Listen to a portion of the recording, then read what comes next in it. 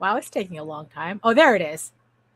Okay. Yeah, I mean that took a bit to Well, go okay. live.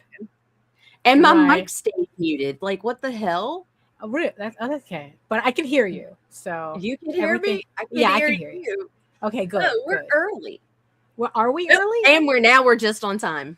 Oh, okay. Well, that's good then. There we Look go. at So that. works out.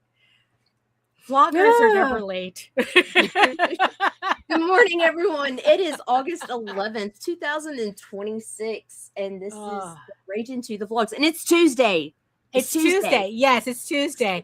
So far, I'm liking doing Tuesday. I am Doing the too. I vlogs just on have to Tuesday. get it instilled into my normal Right. anxiety rhythm.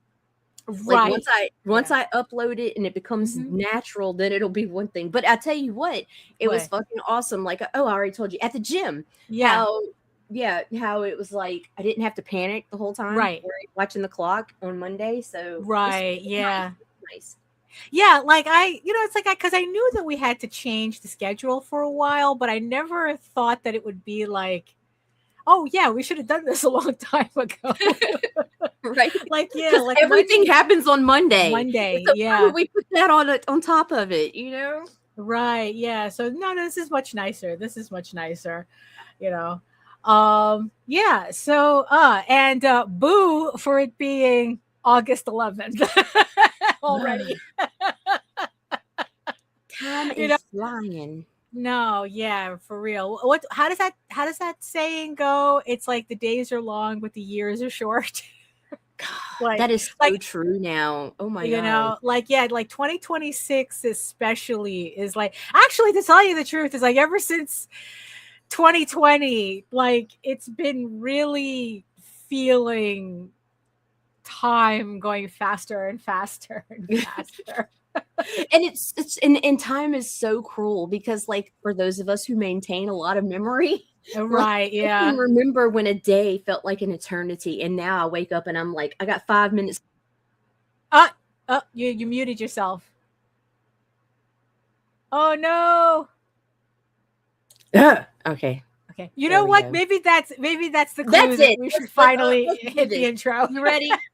Absolutely not, but hit it.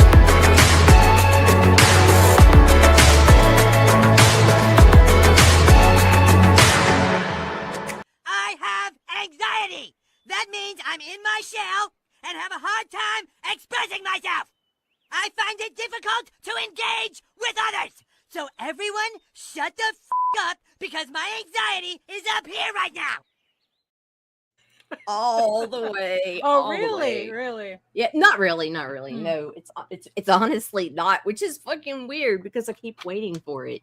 Right. I have anxiety that my anxiety is not anxiety. Oh enough. No. You're in an anxiety loop.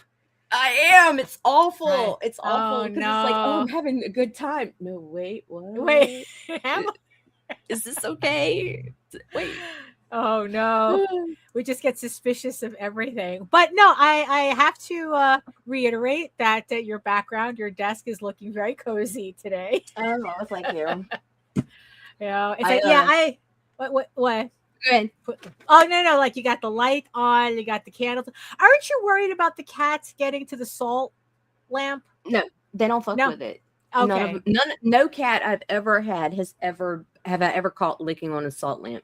The second I would see that happening, it would be garbage. Right, yeah. Or behind a glass cabinet. But the cats, they don't fuck with my shit. They really don't. But that's the kitten crew is still really young, so that's to be determined, I know. Oh, okay. But I've been very lucky with the older two boys where they'll get up on my shit, but they'll like lay right by it. Like, or Gremlin will pull this out and lay on crystals because I don't know, because he's weird.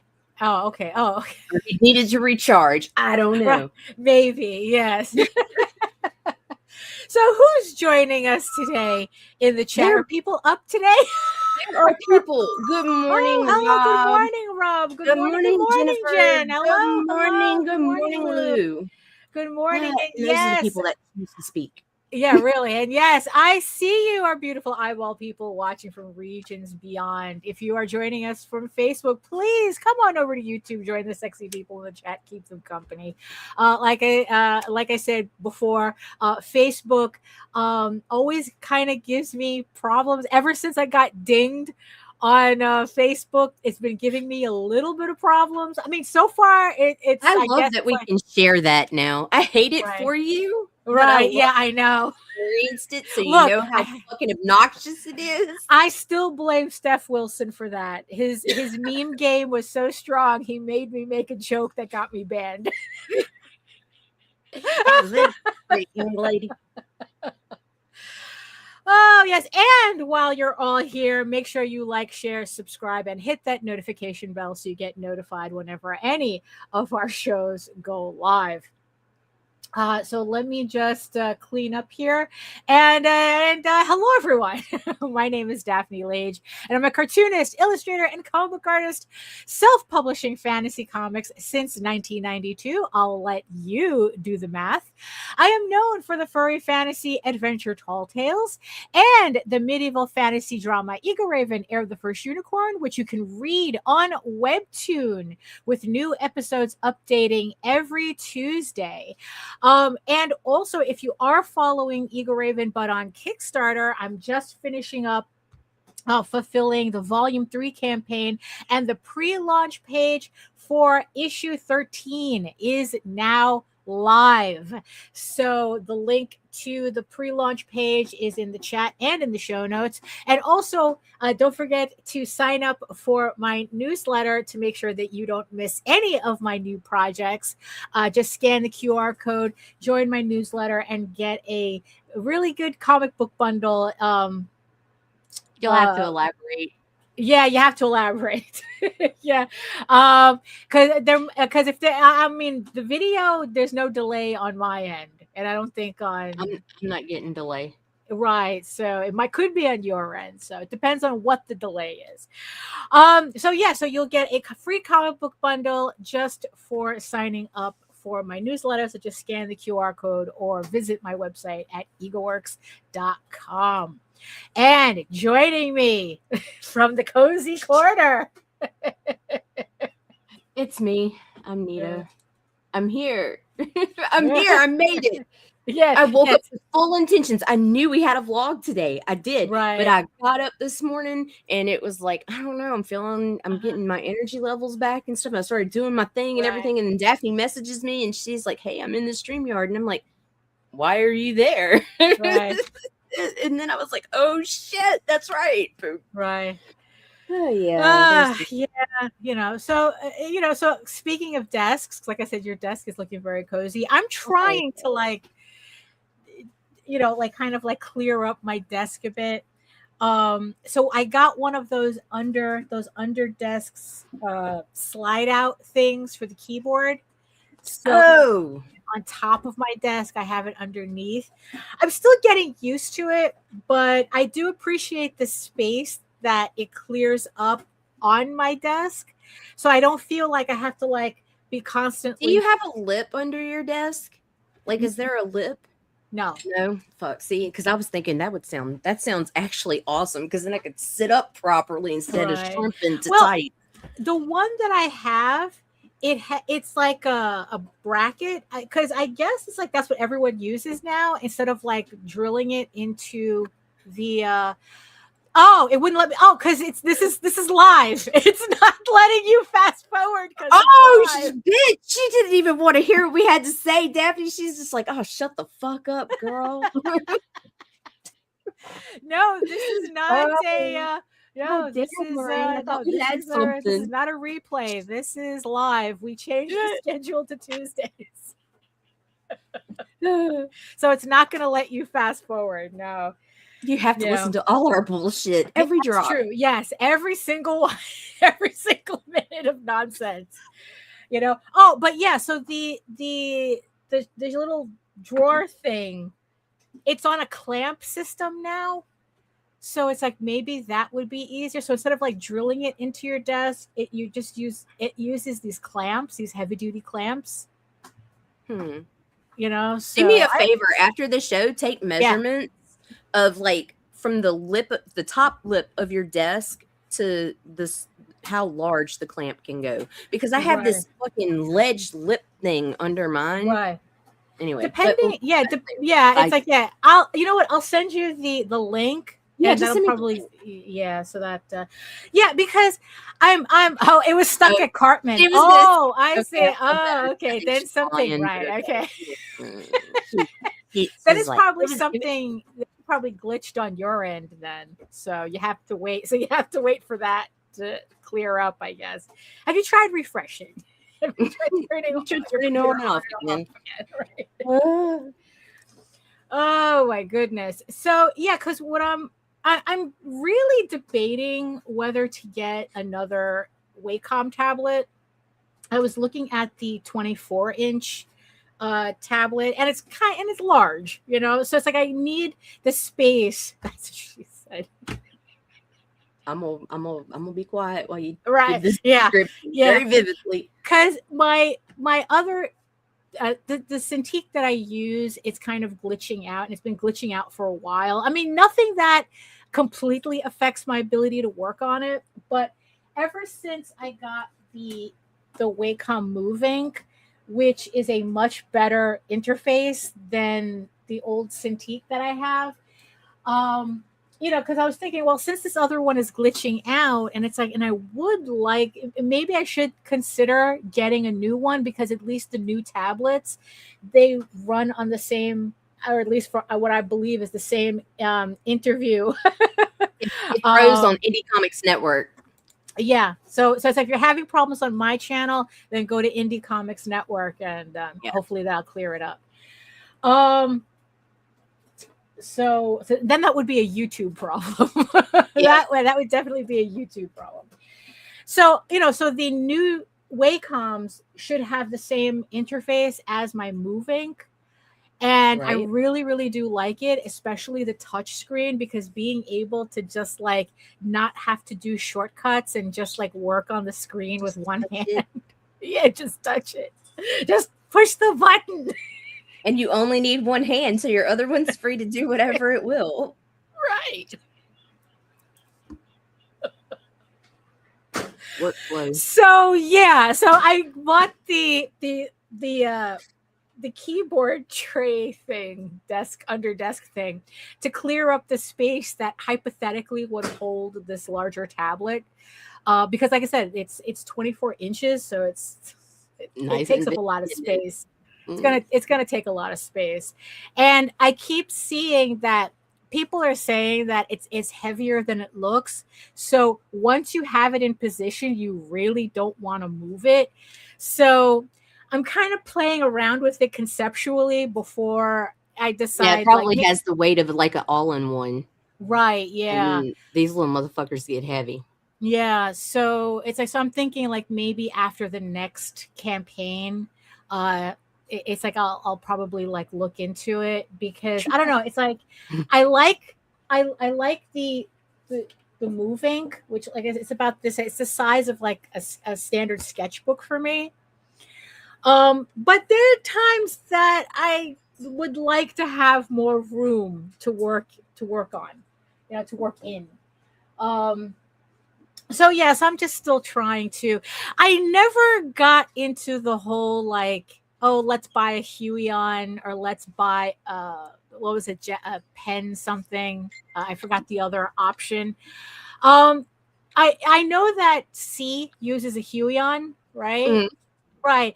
But it's like, I don't know. It's like, I guess because I have just everything set up for Wacom, it's just a lot easier for me to just switch them out rather than, have to like. We just like affordable. Well, that's true too. Yeah, because Like this is the something affordability factor for us, because I mean, he might prefer a Wacom, but the Huron right. gets it done. So Right. Yeah. I mean, I guess, so that's why I haven't gotten one yet because the only cost Wacom factor. I've ever had was that little bitty one where it was still the pin on the fucking little Oh, yeah, I had that. card thing. Yeah. Little Yeah. Graphier. Yeah. Yeah. Yeah. That was a step up from trying to draw with a mouse. It was. It was, yeah. So that's why I'm kind of like trying to play around with my desk and see, whether it is something that's, after the next campaign. Whether it's feasible or not. Can you lay him out on the desk? Hey, big boy. Yeah, exactly. It's like, and then to get like the ergonomic arms so I can kind of like adjust it however. Oh, yeah. Yeah, that's important. That's important. It's important. Yeah, it is. It is actually. You have to watch your back.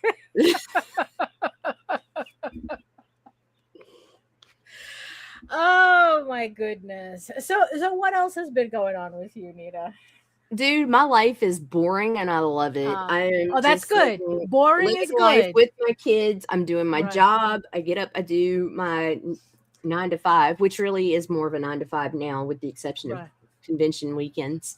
Right. But like, I'm just like chilling now. That's I'm embracing my crone era. I am gardening and I'm going to the gym because I want to get buff, not because I want to be skinny, okay. I want to be strong. Right. Oh, I just want everything to stop hurting.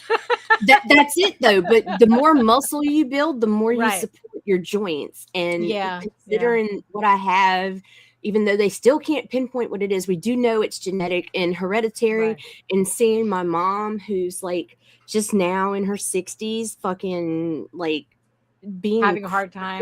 Yeah. Like, I am like, no, it's time to start working out. And I am already almost pressing my own fucking weight. Oh, very nice. Yeah, like I am putting to it, dude. I started the creatine and the protein powders, and like underneath this flub, you can start to feel some tightening. It might be underneath it, but I don't fucking care. It's the same reason I keep my shitty car, because people look at a shitty car and they don't fucking fuck with it, and inside of it, I probably had $10,000 worth of electronics. Right. You know what I mean? Like, nah, dude. This got a cop engine. I may be looking like lumpy space princess, but inside I'm like fucking ripped. I'm like fucking. Right. Yeah, that's gonna be. Yeah, I'm gonna be like, yo, that's true. I'm going for it. We have to have that motivation for something.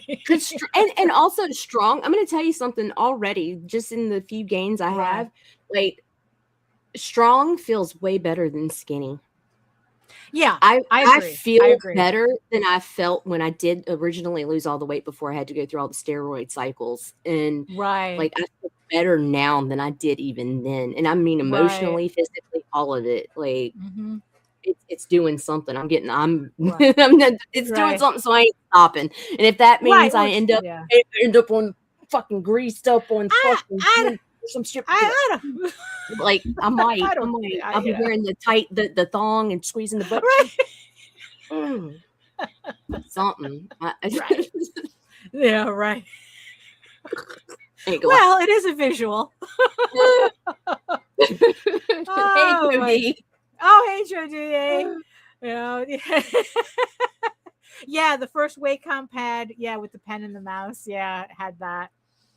I think I had like pretty much every iteration of it. It's like I had the Graphier, I had I think they called it the Intuos, which is like the professional tablet. And then it took a while before I moved. I finally, I had a very generous regular commissioner that gave me my first Wacom. Oh, yeah. Nice. Yeah. So it was, because he had bought it for himself. And he didn't like it, so he asked me if I wanted it, and I go, I'm certainly not going to say no. Right? Yeah, and it's like, it's been like that, it's been like that ever since. Now it's like I can't even imagine going back to just a regular tablet. Like, I have to see it on the That's screen. where I died artistically. Digitally, like, I could not make that progression. I have no spatial awareness in real life. If you've ever met me, you know I'm gonna walk into your furniture, I'm gonna hit cabinets, I'm gonna just like it's just who I am. And the being having to draw on the pad, I could never make my brain make the connection with what I was looking at and moving my hand. Like it just wouldn't, which is crazy because I can video game. I could do this all fucking day long, but to control, to have that much control, I just never. Yeah, it is kind of weird, but that's why. Yeah, but that's why the Wacom tablet that you draw on the screen worked so much better for me. And especially combined with Clip Studio Paint, it was just like a game changer for me. But to tell you the truth, though, I've been really missing doing traditional media. I mean, if there's one thing that House of Bob did for me is that it gave me that break to just do traditional artwork, because like there is, I don't offer a digital tier on House of Bob, for commissions. It's just like, it's all traditional. You can either get pen and ink or you can get a color marker. And it really, I don't know, it's a nice reset, right? To be able to like work with my markers and like getting my hands dirty again. Like there really is something about, I guess, with the analogy being gardening, working with your hands and getting your hands dirty. As much as doing digital artwork helps me get the work done faster, there is something to be said about doing artwork traditionally and taking that time to do the piece, and because it is like the inking, right? The cleanup, the cleanup. I'll have watercolors, colored pencils, markers with no caps all over the floor. And like for me, it's like art supplies. Yeah, like for me, the prep. There's like the prep before and the cleanup after. That's like that. I think like a lot of people don't realize. Do you like actually sit down and put this here and this here? Well, yeah, I have to do. Yeah, I have to set up. And like, fuck, I need to go get this. Oh, fuck, I need. Right. No, I have to get all my stuff. I have to prep all my pens, put the ink in them, make sure they're all running correctly. Then I have to make sure all my markers are filled. Right, there are none of them are dry. That and I have to, and I have to weigh them to make sure that I'm putting in the right amount of ink. I mean, it's a whole. Oh my God, we are chaos and order. That's it. It's we're the odd couple.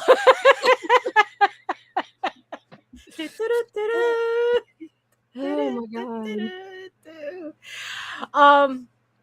And having to do that prep, and then like that way, when I get into the flow of doing the artwork, nothing's getting in the way of that, because everything is working the way it's supposed to. There's no surprises because I prepped everything. And it's like, and the closer, I don't know, because like I said, I've been dragging my ass on issue 13. I really, I have to finish this before the end of the month. Completion? I do. I really do think so. That's just gotta relax and let it go, Daphne. Yeah, no, it's true. It's true. It's true, and I'm not trying to be a pervert. No, but it's true though. Like I just have to sit down and not think about it and just concentrate on the work, because it's like, because I want to run this Kickstarter for issue 13 in mid-September, after me and Jose come back from vacation, and it's like, I just want to just roll into the campaign, but I can't do that if the work's not finished. And I have 9 pages left to go, which doesn't sound like a lot, but like I said, I have been dragging my ass on this. So yeah, I have to kind of like relax a bit and just work on it. But the thing is, though, is that along with doing that, right, there are all these other things that I have to do around doing the actual artwork. That's the whole point of doing all this. Right. So on a previous show, I spoke about using COPILOT to try to get me to understand platform algorithms and what would be like the best strategy to get around or at least work in conjunction, in tandem with these algorithms, whether it's on Facebook or YouTube or and mostly for Instagram, right? Because my whole thing recently, since pretty much July, um, I resurrected my webtoon and started re-upload and not re-uploading, like started back uploading regularly on my webtoon to use it as a gateway to my Kickstarter. So the pattern that I'm following is this. It's like Instagram, webtoon, Kickstarter. And the last couple of weeks trying this experiment has been pretty interesting. And what I found is that by beginning to fuss with webtoon again, it kind of, I guess it started putting my stuff back into circulation. And this was like before I the update started, because I noticed around like the end of July that people started visiting the webtoon again. So it's like, so before when I was just getting like 1 or 2 views, now it's like every couple of days I get like 40 views, 50 views, and it's like, oh, okay. So this, I guess like this revving up that I'm trying to do is beginning to do something with webtoon. Because like I said, I want to use webtoon because we all love the phrase as my top of the funnel. God, I fucking hate that. To introduce people to Eagle Raven, that hopefully eventually they'll move on to the Kickstarter because they read the series, they binge read the series on webtoon, and then they want to pick up physical copies, right? So because I was like trying to get COPILOT to figure this out for me, give me the patterns, right? That, maybe I'm not catching something, and that COPILOT's like, oh yeah, dude, just do this, this, and this, right? So it gave me like this little plan, right? That it's like, okay, I could try that, and it's like, making carousels, making reels, making, like stories, and then being able to cross post them to Facebook and all that, right? And within like the first week of really uploading stuff, I began to notice very quickly that the things that was really working for me were the videos. Like I could put up a story, I could put up a carousel, and that stuff would it would get like 2 views or 2 likes, right? And to tell you the truth, now that it's not really getting any real engagement that I'm looking for.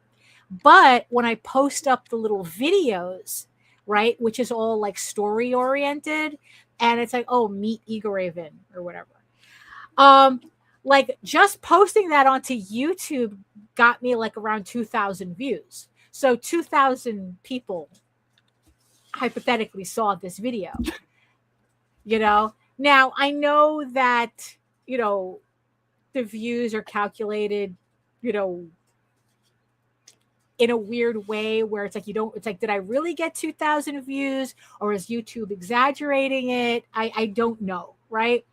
But I'd rather believe that 2,000 people saw my video rather than only 2 people saw my carousel on Instagram.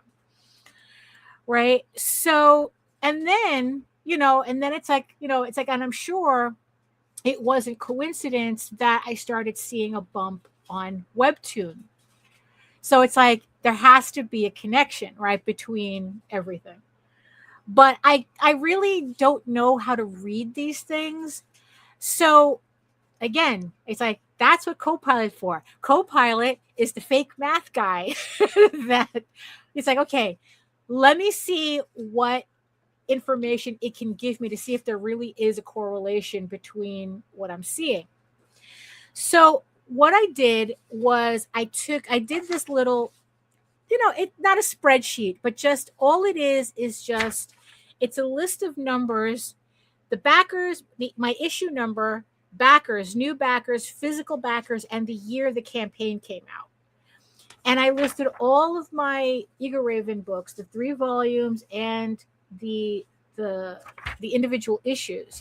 I did list Viking Slut, but I left it in notice that it's an outlier book, and I don't want it counted into the main data, but I still wanted this data to be here.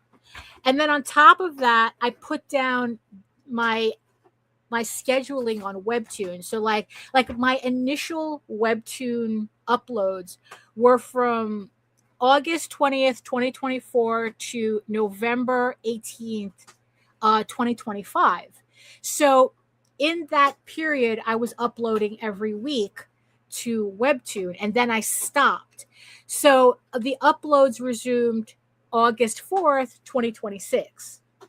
So I had a good chunk of time where the Webtoon was dormant.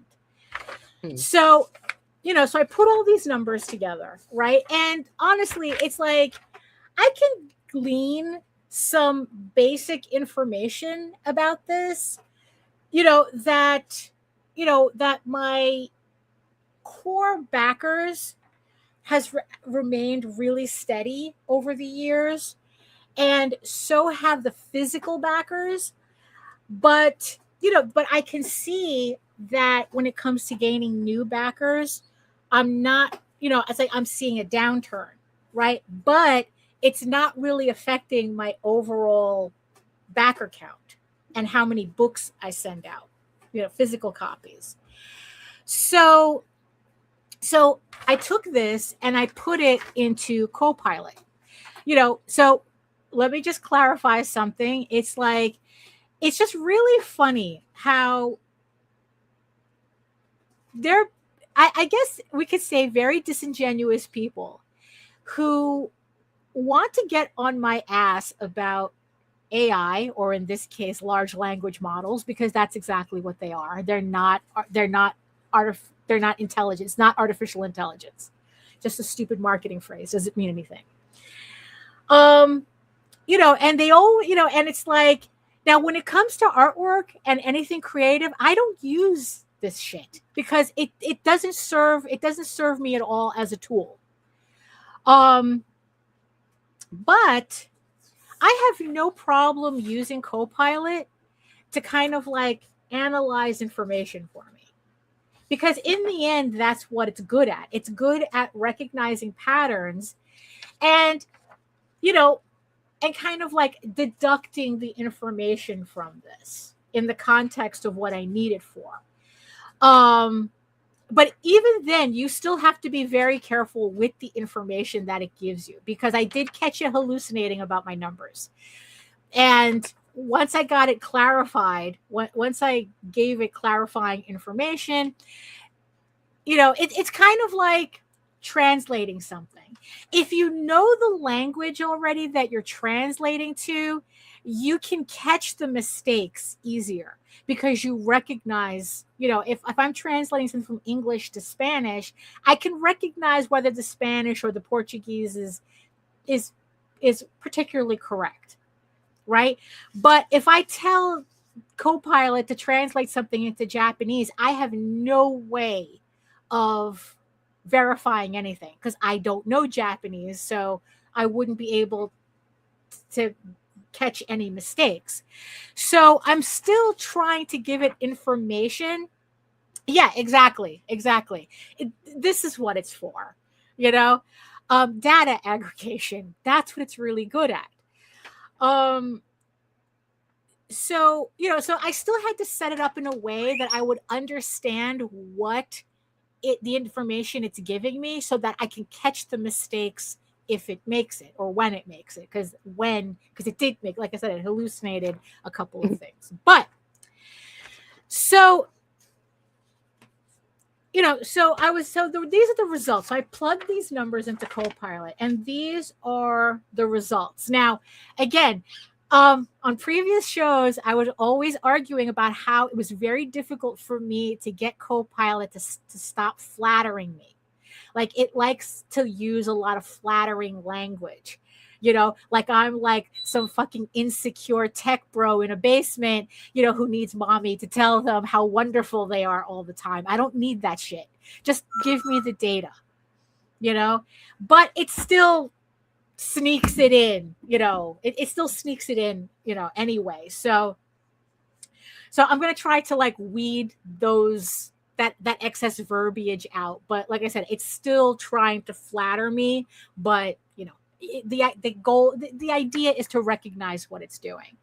So after analyzing the numbers, right, is like your physical backer base is, well, it says you're extraordinarily stable. I don't know how true that extraordinary is. That's the thing.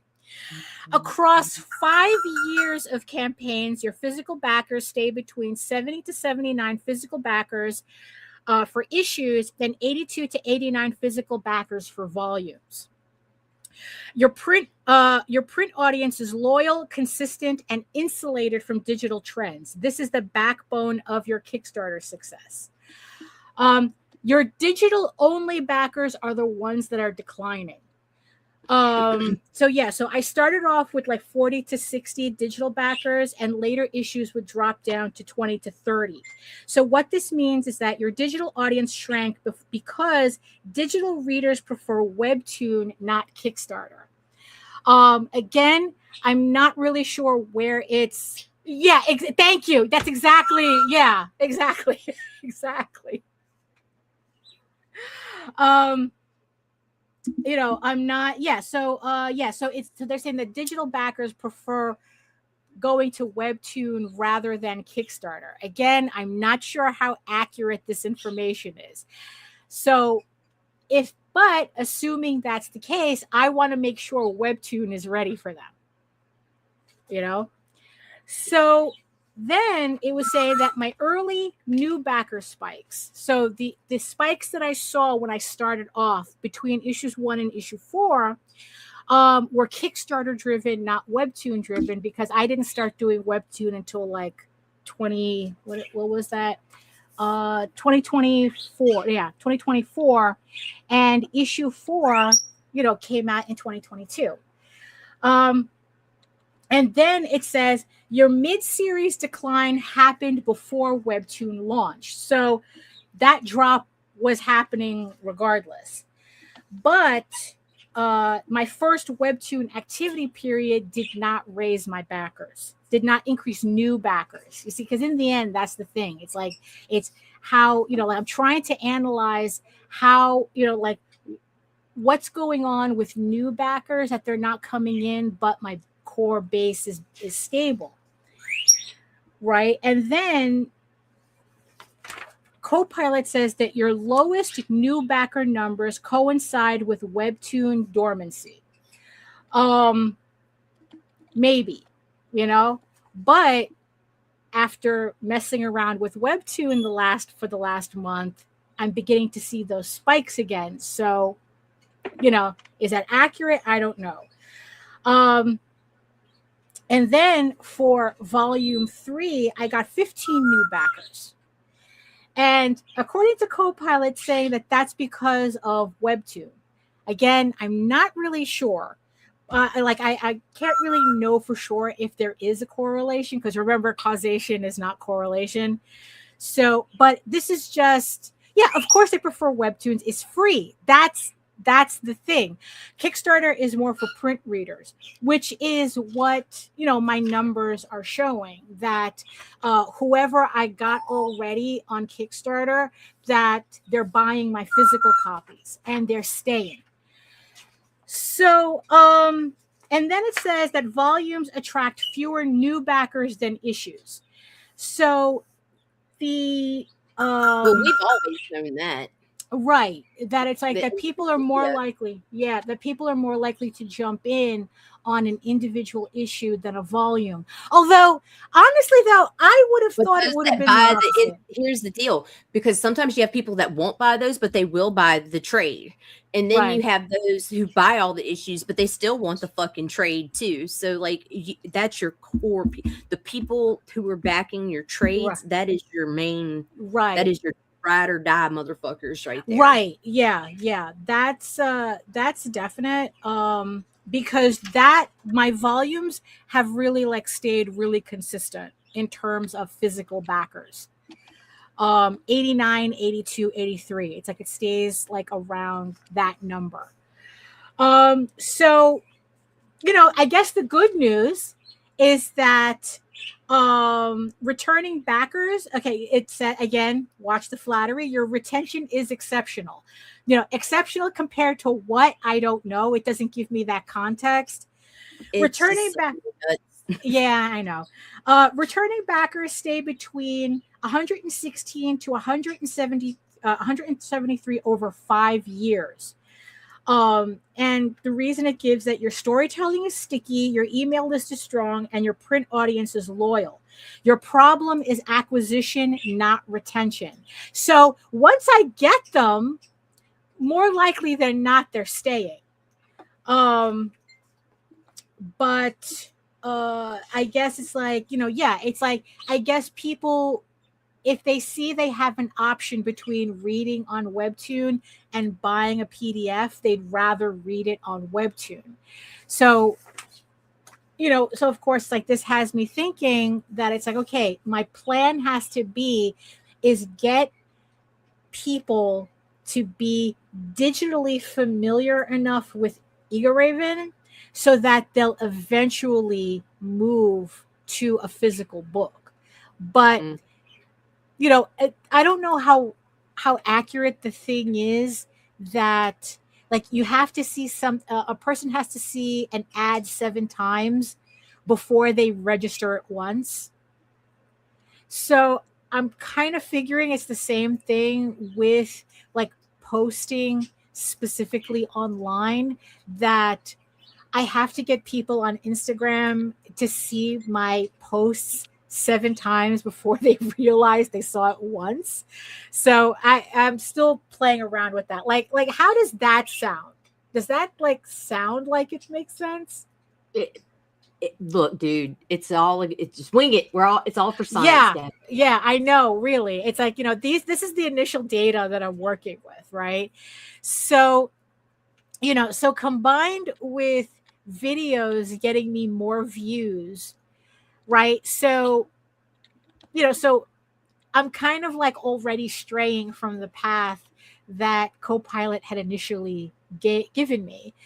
Because it's like, well, I want to put my effort into the things that are actually being seen. If my videos are actually being seen, then I should put out more videos.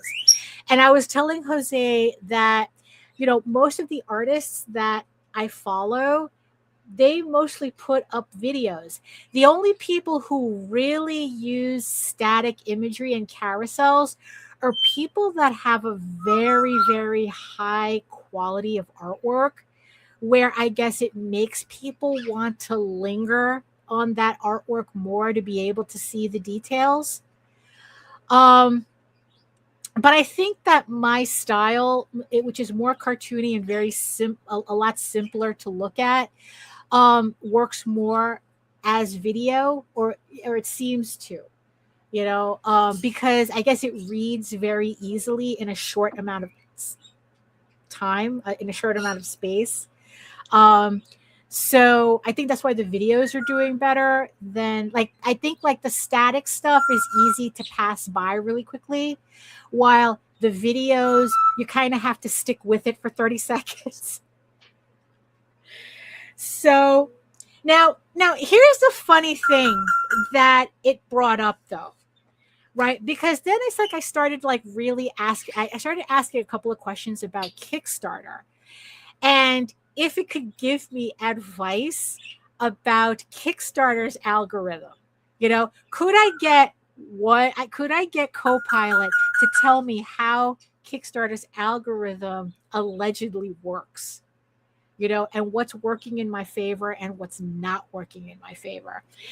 And I got a very interesting answer from this. So let's see. It says that Kickstarter's returning backer boost is real. It says here, Kickstarter gives a visibility bump when returning backers pledge early, returning backers pledge fast, and returning backers pledge in large numbers. This is the information that Kickstarter for you mean pledge fast, like fund within the first fucking 24 hours? Yeah, the shit that Kickstarter keeps saying that Kickstarter says true. that doesn't happen. It's like, oh, no, the algorithm doesn't work like that. This algorithm is saying that your algorithm works exactly how it works. That my God, I wish we had a big veiny dick meme or right. My people, my algorithm is saying that your algorithm works exactly the way you say it doesn't. Lies. So in my favor, luckily, my audience does all three. they pledge early, fast, and in large numbers.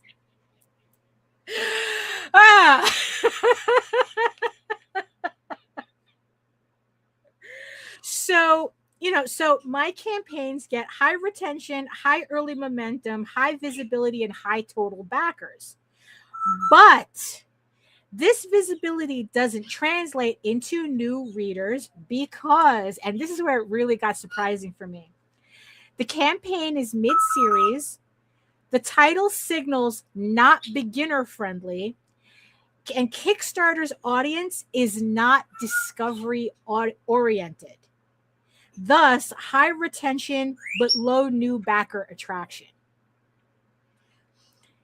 And get this, I almost, you could have tipped me over with a feather with this next one. What is the biggest complaint, like the main complaint that that fans pledging to Kickstarter have about the books they pledged to Kickstarter on? What's the biggest complaint? Non-fulfillment. Yeah. But okay, that's one. Like, they don't get the books. They don't understand how it works. The money being taken out. I mean, I don't know what you're like. There's a lot of things people are like that pretty much indie comics has the main complaint about indie comics is that it's unreliable. Oh yeah. Where it's like everyone. Oh my God, we should pull up the comments sometimes like we're playing Cards Against Humanity. What is the number one complaint? It's premature ejaculation. It's evaluation there. No, but it's like,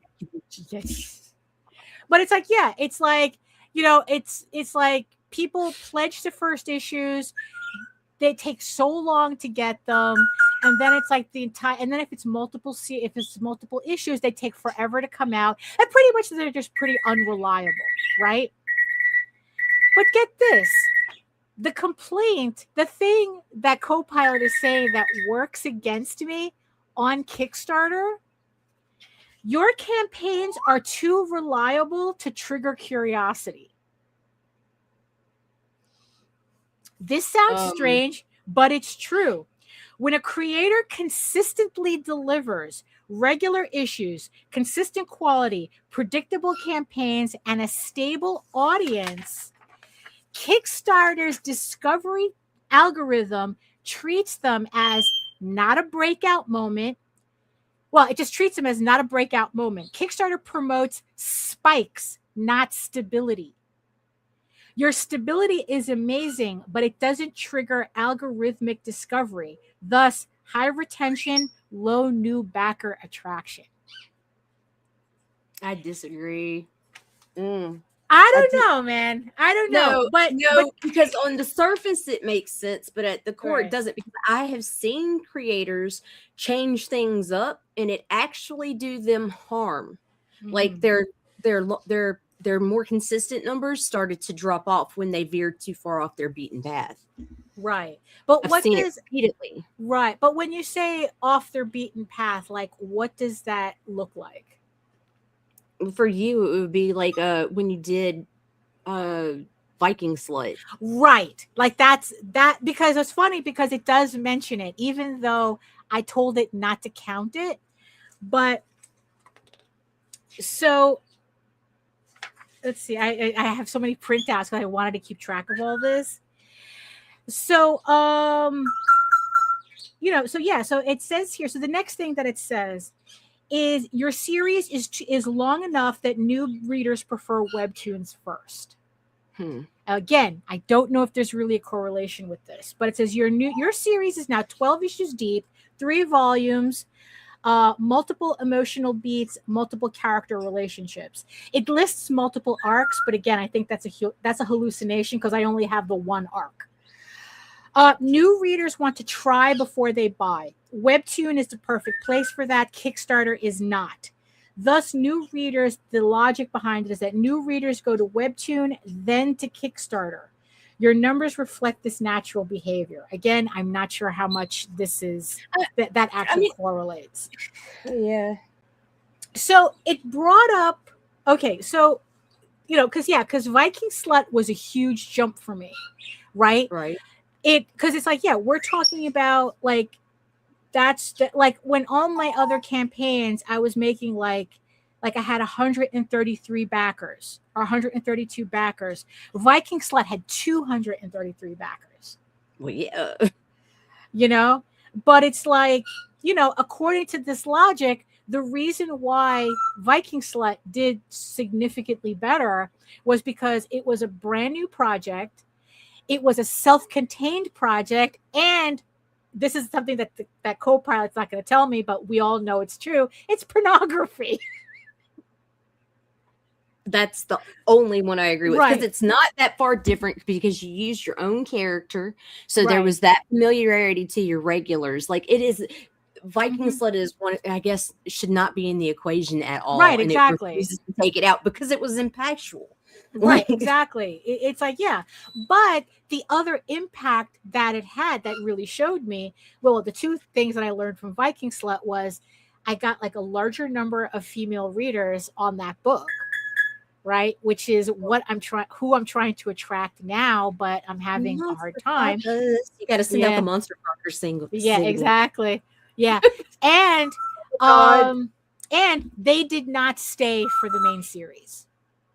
Because after Viking Slut, the main series just went back, just stuck to where it was always at. It didn't change any. I didn't really gain any significant right. I didn't gain anything significant from Viking Slut, which is the reason why that as much as I had fun with that campaign, the next project I have in that series has to wait until I'm done. Because it doesn't affect the main series. So now here's something. How is it getting these webtoon statistics? Well, see, that's the thing, right? Because I did give it my webtoon numbers, but I have to be careful with the data because like I said, causation is not correlation, or correlation is not causation.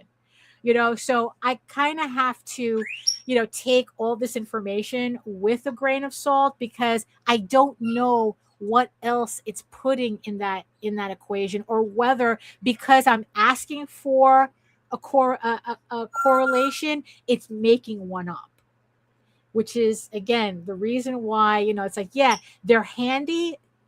It's handy up until a certain point. But it did bring up something that I thought was also interesting. It brought up a concept called series intimidation. And it says here, series intimidation is one of the most important forces shaping your Kickstarter numbers. Let's see what series intimidation actually means. Series intimidation is the psychological barrier that stops new readers from joining a story when it's already deep into its run, even if the creator explicitly says you can start here. It's about reader psychology. Readers think, I don't want to start at issue 9 if I haven't read issues 1 through 8. Even if the story is accessible, you offer catch-up tiers, you provide recaps, and you explain where to start. The number alone creates friction. What do you like? What are you thinking about that idea? That that I'm having a problem getting new readers because of series intimidation. I call bullshit, because like when you follow a series like that you're passionate about, that's a good thing. Like, right. I don't know. It kind of sounds like garble that's trying to make sense. Right. But it's like, fortunately, this is garble about something that's not, I guess you could say, life or death. Like, it could be something that I can think about. Right. It's but not telling you that roaches need to live in your penis. Right. Which it will do. It will do. You just gotta ask the right or you question. make pizza out of glue. Right. So now the thing is, though, is that obviously my physical backers are fine. We're not talking about physical backers at all, but we are talking about digital backers. And I just find it funny, though, that because it almost sounds like a contradiction that there's too much friction to pledge to my campaign, even at a PDF level, but it's not enough friction to keep them from going to Webtoon to read it for free. It's the same 8 issues. Right. But, so obviously the price, the fact that they have to pay something is the friction. But of course, I'm not going to offer anything on my Kickstarter for free, except you can download issue 1 if you wanted. But I think that's why I think that just reiterates why Webtoon, it's kind of important for me to bring Webtoon back into my rotation, because if I can't get them on my Kickstarter, I can at least get them on Webtoon. And if they're at least, and if I'm getting that engagement on Webtoon, then the idea is that it'll eventually build enough views that 1% will be of the total will be interested in actually buying the physical book when they see that it's available. Right? Like, that's kind of the plan. Yeah, there might be something there. Yeah, you see, that's the thing. And it's like, because I was like telling Jose all this, right? And we were kind of like going back and forth, because he was saying that the whole like series intimidation is, he says that's an actual, like, he says that's the reason why you see Marvel constantly rebooting their shit. That they're constantly trying to put out as many number 1s as possible, because it actually is an issue for them. I remember back during the black and white or the indie comics boom, where especially it was Barry Blair that did this. He did 2 things that kind of like helped him game the system with actual retailers. Right, is that every 4th issue, he did a ongoing series. Every 4th issue restarted with issue 1.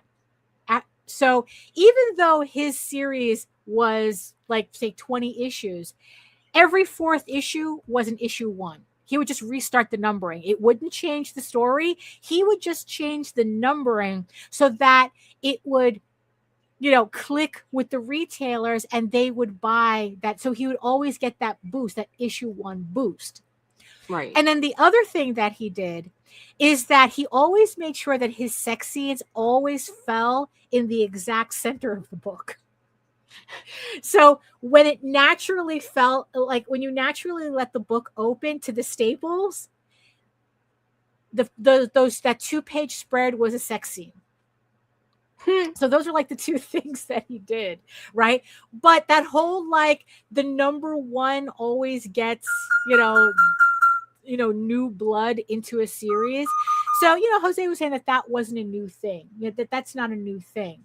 It's just that Kickstarter is just following the same pattern as retailers, as it was when we were trying to sell to retailers. They only want the new and exciting thing, hence the whole like, death of Superman and shit. It's like they were doing everything they could to get those new readers in, even if, and by trying to break up that long continuity.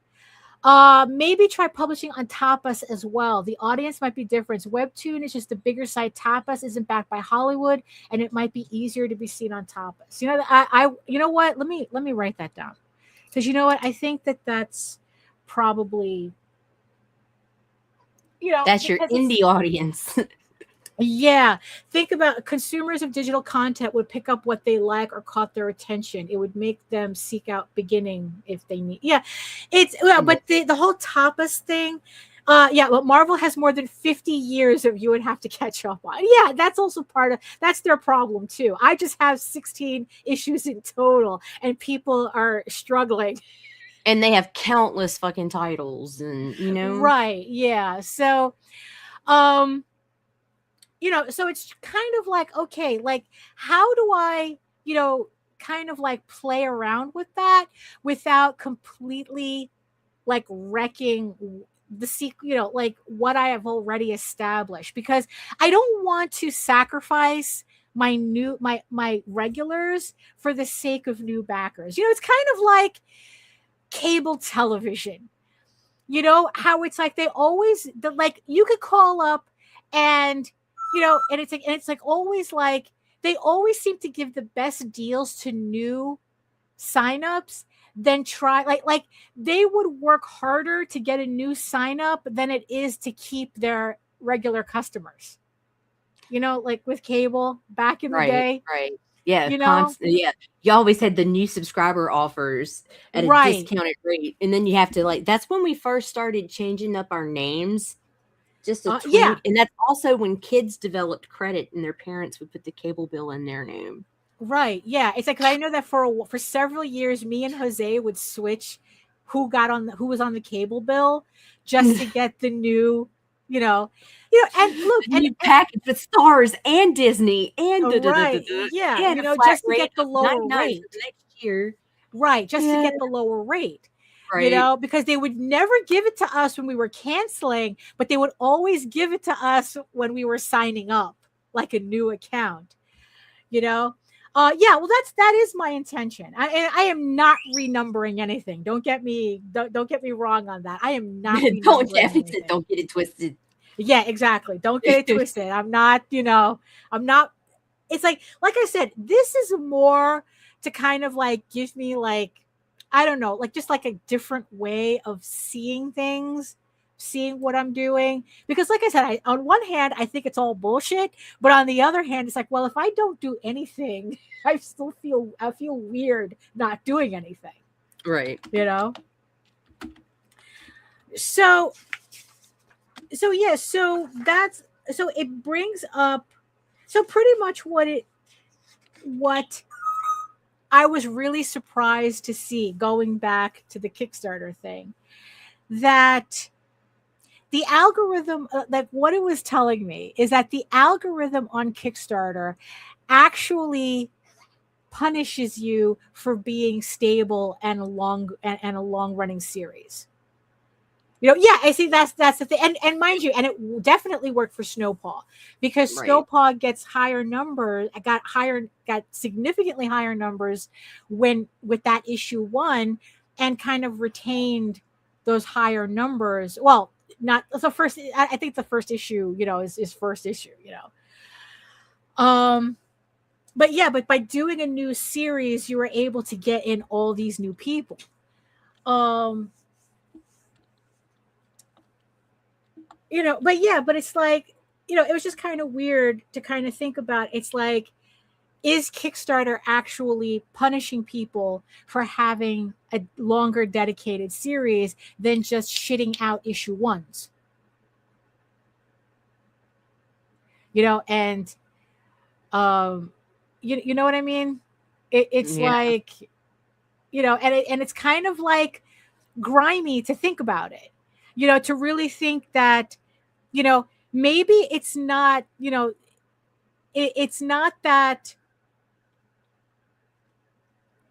you know, it's like literally people are only seeing the books that are more likely to be flash in the pans than they are to see a series that has the legs to run the gauntlet. So it's like, maybe it's not that when people get frustrated with books on Kickstarter, that's because those are the books that Kickstarter are going to show you. Right. You know, it's like, oh, here's this book that's another issue one from a publisher you've never heard of. You know, but we're going to give it project we love, and we're going to like give it all the push because it's the new book and everything. But, you know, but the title that's been running consistently on Kickstarter, it's not going to really push that because, like, oh, you know, it's like you've been on here too long. Right. You're not exciting, you know? So I'm just kind of wondering, it's like, you know, maybe, you know, like people would be more willing, like it wouldn't be series intimidation as much as it's, you know, it's like, well, obviously if I'm pledged to this campaign, I'm going to actually get my book because you did this 12 times before. Right. You know, and now mind you, I'm not talking about people who run like 20 campaigns and don't fulfill any of them. Yeah.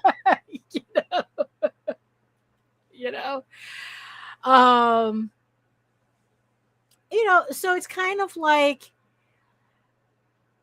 you know, so it's kind of like, you know, like, okay, it's like, is this kind of like a real thing? You know, so the thing that it suggested that I do to kind of get around this is take out, well, it's like kind of like put in a reader friendly bundle on the Kickstarter. And because I'm trying to attract these it's my digital numbers that are the problem, only keep that new reader bundle as a digital offering.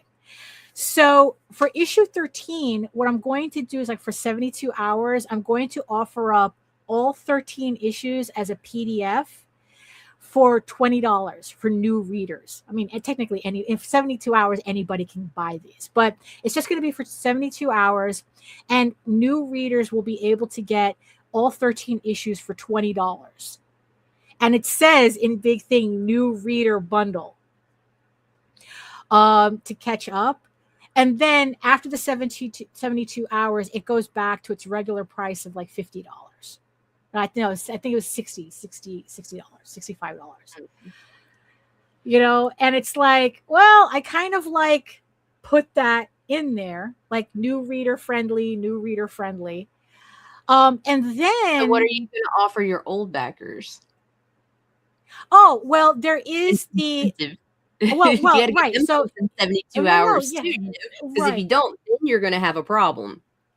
Well, like I'm just saying, because for the backers, because the backers, they get they get like the bonus art print and sticker for physical backers. So they get that if they physically back the campaign. You know, so yeah, so the new backers, the new backers, you know, they'll don't be the cable company. Yeah, exactly. You know, don't be the cable company. No, that's the thing, because it's like, I want to keep everything pretty much stable for my regular backers, but I want to try to get these digital backers that are not, either they're not sticking around for some reason, or they just don't want to spend the money to kind of like catch up. But also at the same time, I'm kind of reverse. I'm reverse Unoing this by saying this is also on Webtoon. You can read this on Webtoon. So even if I don't get the digital backers on the campaign, I'm telling them where to go so that they can read it at their own leisure. You know, so it's like, okay, maybe you won't buy my book here, you know, as a digital copy, but I'm going to send you someplace where you can read it for free. Right? And then the hope is that that'll eventually circle back. So other than that, I you know, and then posting more videos, I mean, I really, you know, that's kind of like how I'm interpreting this information. It's always an experiment every time. Right, exactly. Like, you know, because oh, she knocked herself out. No, but that's while she comes back in. So you know, so that's kind of like, so you know, last week we were talking about looking at things from the reader's perspective. Like, this is not about, oh, but I want the sale now. It's like, you know what, I kind of have to let go of that idea, you know, especially if, you know, we're talking about that my problem is digital backers, you know, that it's like, oh, I'm not gaining as much new backers as I feel I should be, right? But I cannot think about it as, you know, it's like, oh, me, I want them to buy the book and they have to do it on the campaign and this, that, and the other thing, right? The idea is, what are the readers seeing? You know, when they come to my campaign, you know, what are they seeing and what's keeping them from staying? You know, or like, how are they making the decisions whether to buy or to go someplace else? And that's also the other thing that I'm trying to keep in mind, to really, it's like I mentioned in the previous thing, it's like I have to take my ego out of selling Ego Raven. So hold on, let me see, let me find out what I think Nita probably just lost power again. Hold on, let's see. Yeah, I don't know. You know, yeah, it's yeah, she hasn't said, oh wait, did she say anything in the comments? Yeah, don't be the cable company. So, and the thing is, though, I've always suspected this thing for the longest time of series intimidation, that especially seeing like other long running series on Kickstarters, that the creators tend to see a downturn. And my suspicion is that, well, the longer the series goes, I guess like the more people grow tired of it. You know, or again, more intimidated. It's like, if you have a series that's 26 issues on Kickstarter, you know, how are you going, you know, it's like, that could be intimidating. And the thing is, though, I've seen this at conventions too. So again, you know, COPILOT is not really telling me anything new. It's just setting it up in a way that I could see it in a different context, and you know, kind of making me think, okay, how do I apply this information to what I'm trying to do? Because I've seen people at conventions saying, it's like, well, they would do this both ways. If you, if I see an issue 1, they'll say, well, you just have an issue 1. How do I know you're committed? Right. And then the flip coin of that is that, oh, you have 15 issues. That's way too much commitment for me at one time. Right. So it's like, so in the end, it's like, am I concerning myself with readers who are really actually not interested? You know, that they're just using that as an excuse to just not buy your work, interested. So they come up with this, oh, that's way too much of a commitment, I'll catch you later. kind of like the Kickstarter version of, oh, I'm just making the rounds, I'll be right back. But yeah, it's like, yeah, and then you have things, right? So, yeah, like, I don't know, like with Walking Dead, because I've always had this joke that it's like, like what's classy when mainstream does it, but what's trashy when indies do it.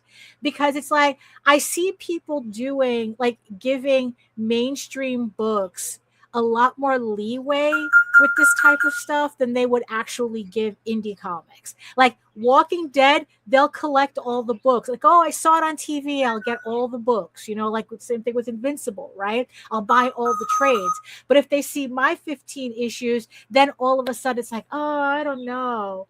It's like, I don't want to, that's too much of a commitment. Right? So, so again, being able to say, well, you can read it for free on Webtoon, right? I guess that's kind of a way of me calling their bluff while still kind of gaining their views, which puts me on the Webtoon algorithm. And yeah, definitely Little Dixie, I'm going to look into putting it on Tapas.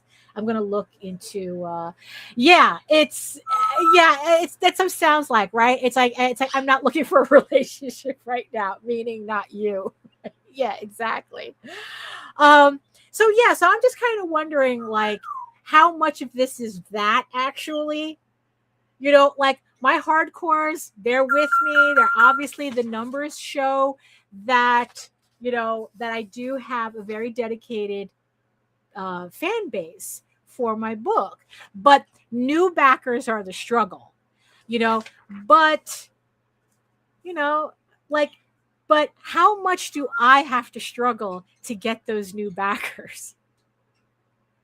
Like, I don't mind doing more videos because I've got it down. If it's one thing that this experiment had me do was practice making more videos, and I was able to get it down to a 30-second template that's been working really well for me. So it's a lot easier for me to do more videos. So I think that that's kind of like where I'm going with it. I'm going to go with it.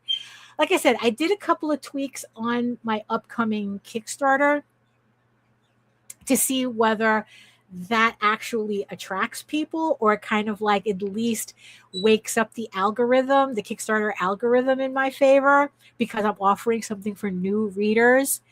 I don't know. I mean, it's like, in the end, using COPILOT to address these numbers for me ended up creating more questions than I really got answered, but again, it's just all, what's the data on this, and how does COPILOT interpret it, and how can I take that information and actually apply it to what I'm doing, right? And then how does that relate to how people are actually seeing my work, and then taking that into consideration? Are they actually, like, yeah, it's like, do they just really want a free place to read my work? Then okay, then let's do that. Let's supply them with a free place to read my work. Because in the end, I think it's more important. That is ultimately more important for me to get actual readers, and then hope that it circles back to more Kickstarter sales, than it is to kind of like cut those people off completely, and say, well, I'm not giving any away for free. You either buy my stuff, or you don't like it, don't buy it. And it's like, nah, you know what? I actually want you to read my stuff. Even if you're reading it for free on Webtoon, I actually want you to do that. So, it's so, yeah. So in the end, it's kind of like, how do I mesh these two contradictions, of like people who are willing to buy my story, buy my books, to actually support the work that I'm doing, and the people who are interested in my work, but they're not really committed to supporting it in a monetary sense. And how much does that matter? Right? It's like, if people, it's like, does it really matter if people are enjoying my work on Webtoon, but maybe they're just not at the point where they're ready to like actually get a trade paperback? And what's funny is that kind of like leads into another conversation that I'll probably do on the next show, where I got rid of a lot of books in my collection, a lot of comic books in my collection, because I was sure as shit they were going to come out with trade paperbacks. And they never did. And now and now it's like, I'm kind of like rebuilding that comic book collection, because those books are never coming out in trade, but I still want them. Right? So, and I can technically read them for free as well, but I want the physical books. So, like I said, that's another conversation. Let's see. Rob says there are still people who don't know what Kickstarter is and people who don't know Webtoons. Right. So I have to send them somewhere. So it's like, it's like, so I kind of like have to know what to do with these two people, with those two audiences, right? The people who don't know Kickstarter, I can send them to Webtoons, right? Right. It's like, well, you can read it there for free, because Webtoon, you don't even, you probably you do need to sign up, but, it's kind of that thing where a lot more people probably know Webtoon than they know Amazon, than they know Kickstarter. And it's like, yeah, and I also have it running on my own website as well, which I did have people come from Webtoon when I stopped updating on Webtoon. They moved over to, I've had some people say, it's like, oh, I've been reading your stuff on your website because you stopped updating on Webtoon. And my website's even easier than Webtoon, because you just go to my website and it's right there. You don't have to log in or anything. Diversify your bonds. Yeah. Well, exactly. It's like, yeah, diversity is everything, right? It's like you have to have a diverse portfolio in order to have maximum gains, right? That's what they say. So that's just what I've been trying to figure out. And that's how I've been trying to use like COPILOT to help me think about it, like kind of like clarify certain things. I think in the end, what COPILOT did was just not justify, but just like, I had my suspicions with my numbers, but I couldn't articulate it. And COPILOT just clarified what I pretty much already knew, what I already suspected, but I just couldn't articulate it, with any certainty. So COPILOT was like, oh yeah, just clarified it. And now I can say, oh yeah, it's like, these are my numbers. This is what my numbers mean. This is where my losses are.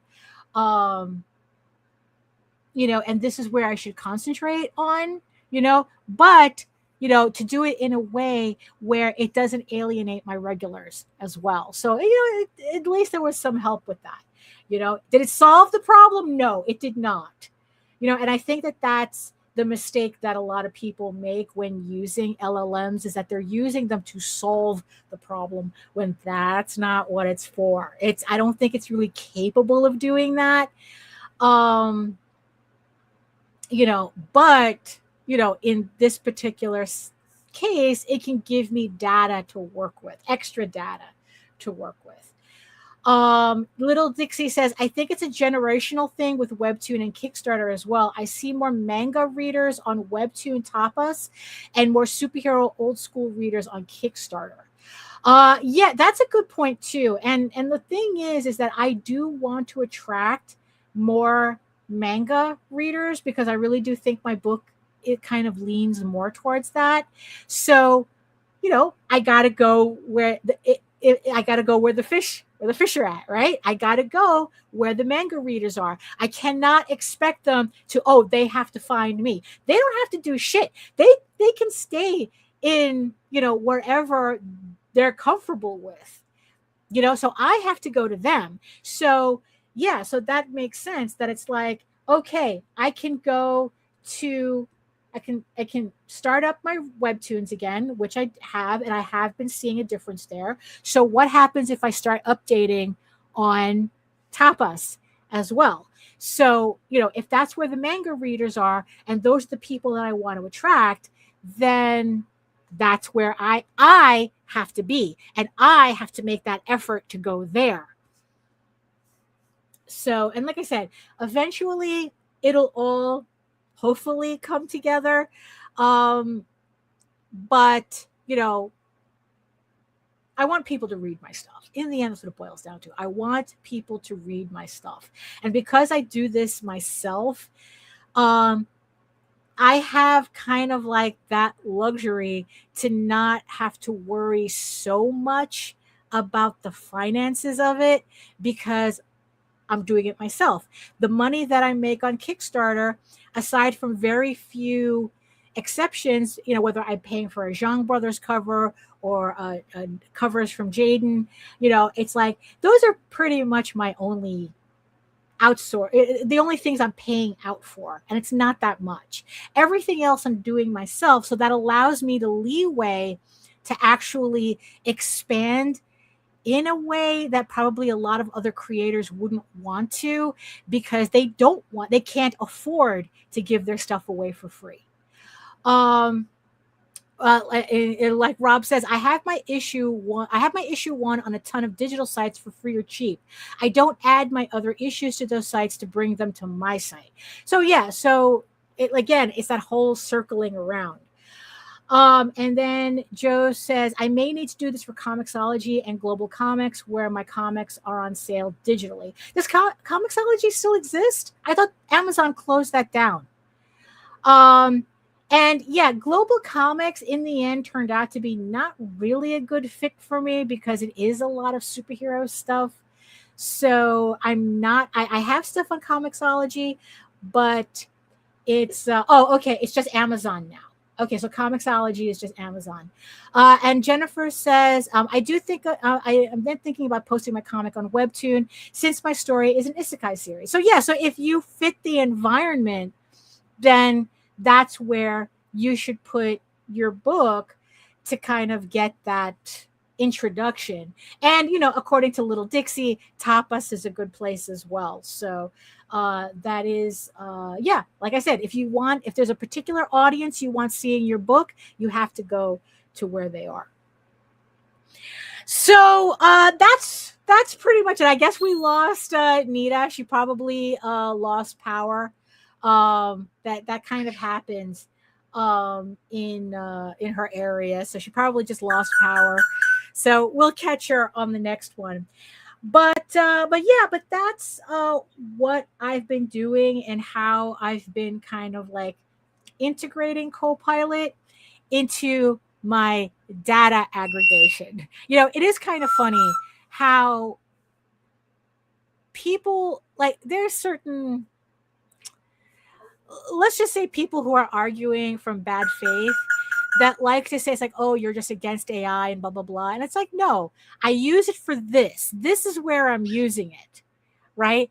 And then all of a sudden, they don't want to have the conversation anymore, And I just find that funny, where it's like, it's like, yeah, I don't have a problem using it when I'm using it as the actual tool it was meant to be. Like I said, it's not a tool for me creatively. It's not, it's useless to me in that sphere. That's why I don't use it for artwork. I don't use it for writing. I do my own writing. I do my own artwork. That's not where I use it. I use it here where I need more analytical information that I definitely like. I have the numbers. I just don't know how to read them the way I need to. So that's where CoPilot comes in. So that's where I use it. That's the tool.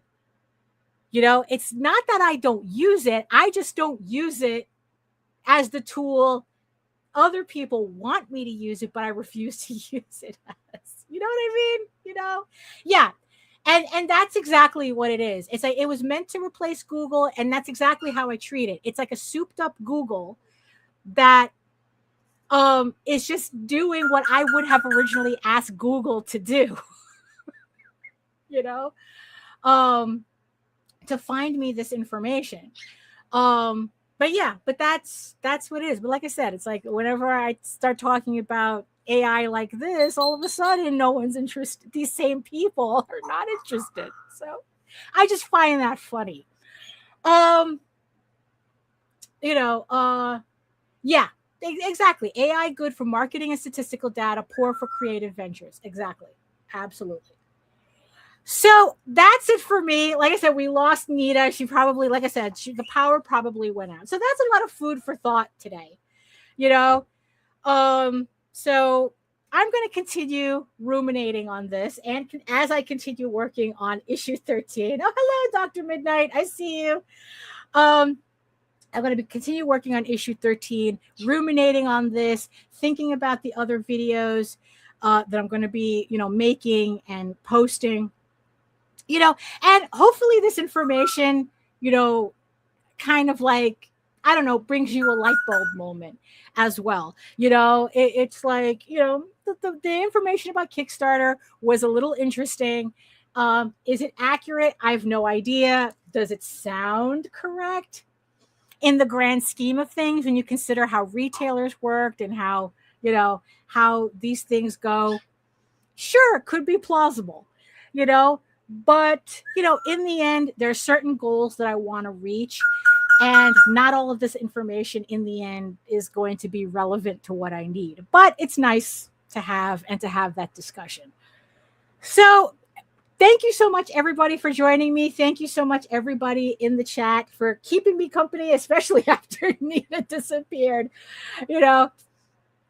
Thank you so much to the beautiful eyeball people watching, listening in the background while you are getting your work done. I hope you at least got some insight out of this. So I guess it's time for everybody to get back to work. If you want to learn more about me and my artwork and everything else going on that I have going on, you can head on over to my main portfolio site at egoworks.com. That's EGOWORKS, where you can check out Ego Raven, Heir of the First Unicorn. But if you prefer your fantasy to be more of a furry Lord of the Rings adventure, you can follow the link over to Tall Tales Online. That's TAILS online.com, and you can read the entire archive of over 1,000 pages there. And also, while you're there, don't forget to sign up for to sign up for my newsletter, where you can keep up to date with all of my new art, my sketchbooks, my comics, my Kickstarters, and get a free PDF bundle, comics bundle, just for joining. So that's it for me. That's it for us.